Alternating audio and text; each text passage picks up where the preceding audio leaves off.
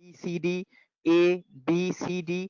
तो ये हमारा जो ए बी सी डी लिख कर आ रहा है, ये हमें इंडिकेट कर रहा है कि ये कॉलम है। A number column, B number column, C number column, D number column. तो ये जो हमारा वर्टिकल लाइन होता है वॉल के तरह, हम लोग जैसे खड़े रहते हैं तो हम लोग खड़े रहते हैं वर्टिकल, और जब हम लोग सोते हैं तो हम लोग हॉरिजॉन्टली सोते हैं। ठीक है, तो हम लोग जो खड़े रहते हैं तो ये इस तरह का जो वर्टिकल लाइन दिख रहा है, इसे हम लोग बोलते हैं column.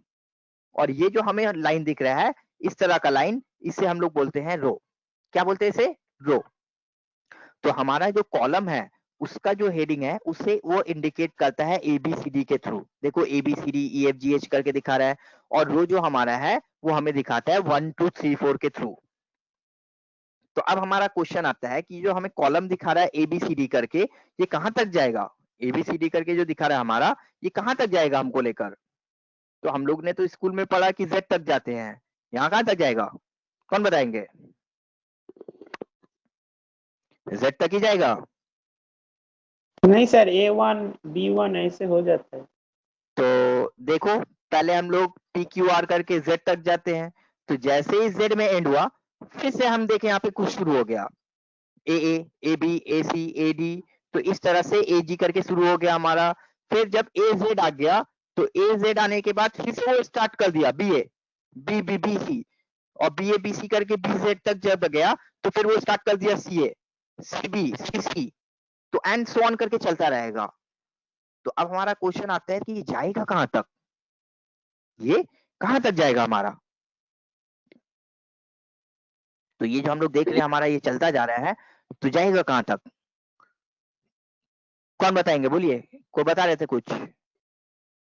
Sir Z A B करके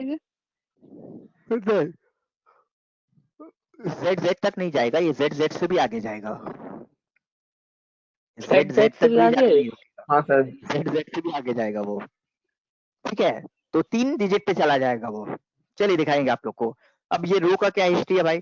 तो रो हम देख रहे हैं, 1 1 2 3 4 करके हमारा चल रहा है, 100 200 300 ऐसे करके चलता रहेगा। तो ये रो भी जो हमारा ना बहुत ऊपर जाएगा। तो जो हम यहाँ पे बताना चाहते हैं वो ये है कि हम लोग जो कॉलम है उसे जानते हैं एबीसीडी के थ्रू। तो कॉलम का हमारा जो हेडिंग आता है ना, वो आता है एबीसीडी करके, और रो का जो हेडिंग आता है वो आता है 1 2 3 4 करके। तो कॉलम का हेडिंग आता है हमारा 1 2 3 4 करके, और रो का हेडिंग आता है हमारा रो का हेडिंग आता है 1 2 3 4 करके। तो कॉलम क्या है, रो क्या है, समझ में आ गया आप लोग को? ये जो वर्टिकल लाइन हमारा दिख रहा है एक एक, इसे हम लोग बोलते हैं हाँ कॉलम। सर। ये एक एक कॉलम है। और ये जो हमारा हॉरिजॉन्टल लाइन दिख रहा है, इसे हम लोग बोलते हैं रो। तो रो और कॉलम अगर समझ में आ गया, तो अब हमें बताइए कि सेल किसे बोलते हैं? सेल किसे बोलते हैं?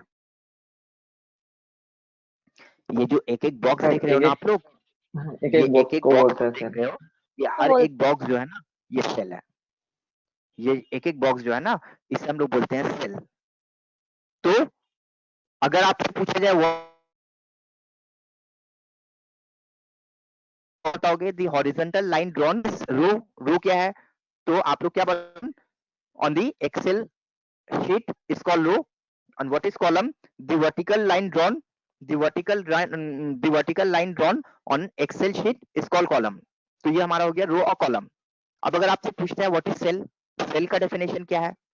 तो सेल का डेफिनेशन क्या बताओगे आप लोग? तो सेल का एक स्टैंडर्ड डेफिनेशन आता है। सेल का डेफिनेशन क्या होता है? सेल का डेफिनेशन होता है cell is the intersection point of row and column. Cell क्या है? Cell is the intersection point of row and column. तो सेल कैसे बनता है? सेल हमारा जो है ना, वो एक रो और एक कॉलम से बनता है। अगर एक्सेल में सिर्फ कॉलम होता, रो नहीं होता, तो सेल नहीं बनता। और सिर्फ रो होता, कॉलम नहीं होता, तो भी सेल नहीं बनता। हम लोग रेलवे ट्रैक को देखते हैं ना, रेलवे ट्रैक में हम लोग क्या देखते हैं? दो लाइन, हमारा लाइन ड्रॉन रहता है, बट दो लाइन हमारा जो रहता है वो वर्टिकली चलता रहता है, उसमें कोई हॉरिजॉन्टल लाइन नहीं आता है।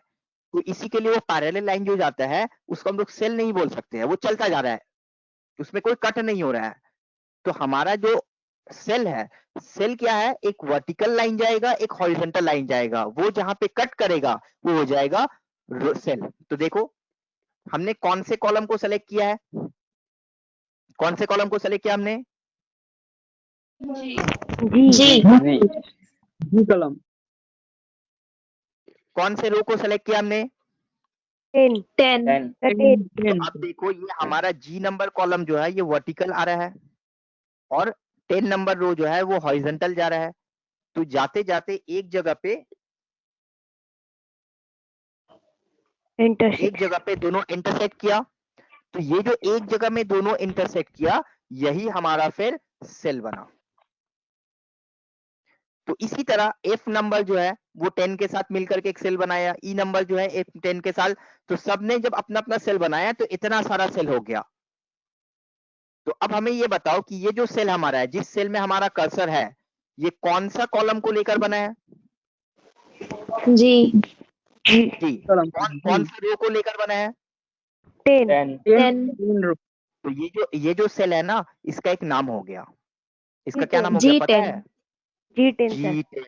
Very good. ये G10 जो वर्ड हमने बताया ना, A1, A2, A3, ये जो F5 हमारा यहाँ पे सेल बना, ये जो 8 हमारा ये सेल बना, ये जो सेल है ना, इसको बोलते हैं सेल नेम और इसको बोलते हैं सेल एड्रेस।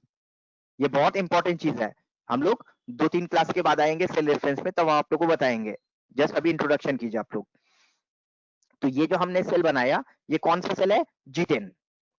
ये जो सेल में हमारा कर्सर है, ये सेल का क्या एड्रेस है बताओ तो? D6 very good, D6। इस सेल का क्या एड्रेस है? इस सेल का क्या एड्रेस है? D13। Very good. तो एक एक जो सेल आता है, हर एक सेल का एक नाम होता है, एक एड्रेस होता है, that is called cell reference. और कौन सा सेल का क्या नाम है ना, अगर हम यहाँ पे तो लिख कर नहीं आ रहा है, जस्ट हम जान रहे हैं कि ये ईच 9 है। अगर आप सेल का नाम देना चाहते हो ना, तो देखो यहाँ पे सेल का नाम भी दिख रहा है एक छोटा सा बॉक्स में। इस बॉक्स को हम लोग क्या बोलते हैं? इस बॉक्स को हम लोग बोलते हैं नेम बॉक्स, जिसमें हर एक सेल का नेम दिखाएगा। देखो A1 में लिखे तो A1 सेल दिखा रहा, B2 में लिखे तो B2 सेल का दिखा रहा। तो हर एक सेल का नाम उसमें दिखाता है आप लोग को। तो ये जो छोटा सा बॉक्स आप लोग को दिख रहा है, इस बॉक्स का क्या नाम है? Name box. और ये जो राइट साइड में हमें ये पैरेलल इतना बड़ा लाइन ड्रॉ कर रहा है, ये लाइन को क्या बोलते हैं हम लोग? ये जो हमारा फॉर्मूला एफएक्स, हाँ एफएक्स के बाद जो इतना दिख रहा है, तो इसे क्या बोलते हैं हम लोग? Formula bar. तो नेम बॉक्स का क्या काम है समझ में आ गया? वो आपको नेम बता रहा है। अब अगर पूछा जाए कि ये फॉर्मूला बार का क्या बात है, तो फॉर्मूला बार क्या बताता भाई? तो फॉर्मूला बार क्या बताता पता है? फॉर एग्जाम्पल हमने लिखा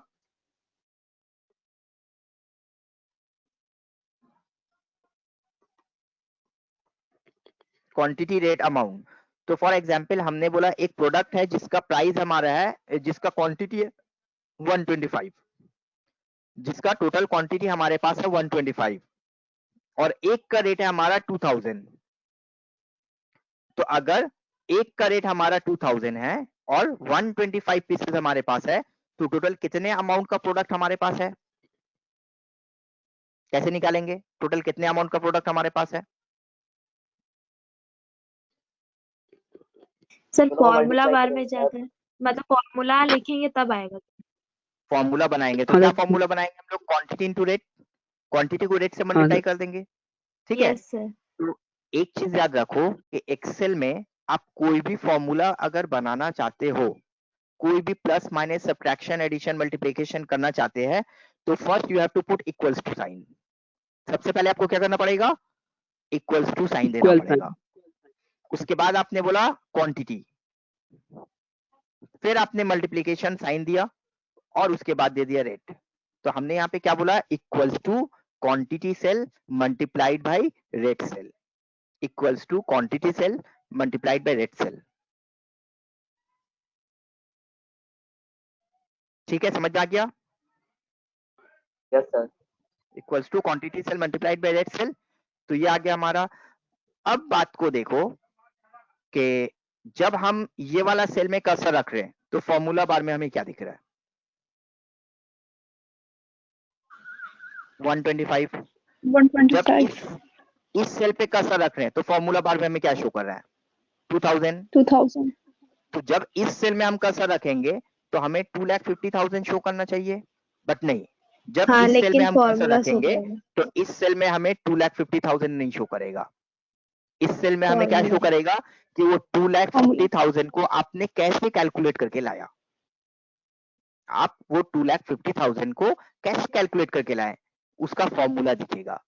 तो इसी के लिए हम लोग इसे फॉर्मूला बार बोलते हैं। जिस सेल में हमारा सिर्फ नंबर होगा वो नंबर दिखाएगा, बट जिस सेल में हमने किसी नंबर को फॉर्मूला के थ्रू कैलकुलेट करके लाया वो नंबर नहीं दिखेगा, उसके जगह में उसका फॉर्मूला दिखेगा। तो इसी के लिए